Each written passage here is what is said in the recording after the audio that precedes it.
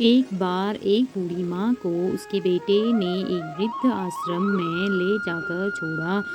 इस माँ का एक वही इकलौता बेटा था जिसके लिए इस माँ ने जीवन भर संघर्ष किया।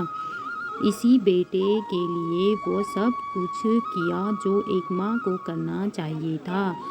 माँ कर सकती है और आज भी अपने बेटे को किसी भी तरह की परेशानी ना हो, इसलिए आश्रम में रहने के लिए तैयार हो गई। वृद्ध आश्रम में रह रही माँ हमेशा अपने बेटे को याद करती, मगर बेटा केवल साल में एक बार उसको मिलने जाता था, फिर फ़ोन पर बात कर लेता।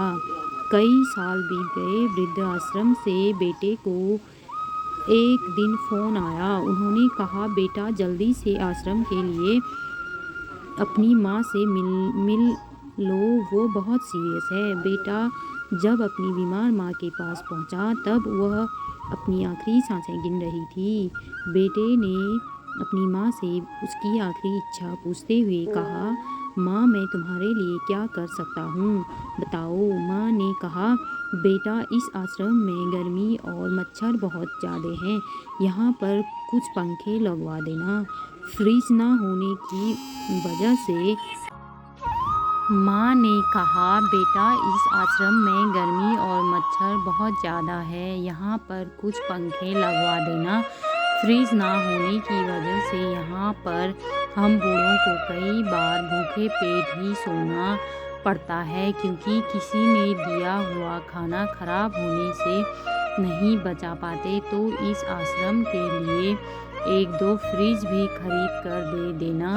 बेटे ने माँ की सारी बातें सुनी और अपनी माँ से पूछा, आपने इतने साल यहाँ पर निकाल दिए, पर आपने कभी भी यह बातें मुझसे नहीं कही, और अब जब आपके पास टाइम नहीं बचा है तब आप यह सब कह रही हैं, ऐसा क्यों? माँ ने बेटे को जवाब देते हुए कहा, बेटा मैंने गर्मी, भूख और पीड़ा सहन कर ली, लेकिन तुझे पता है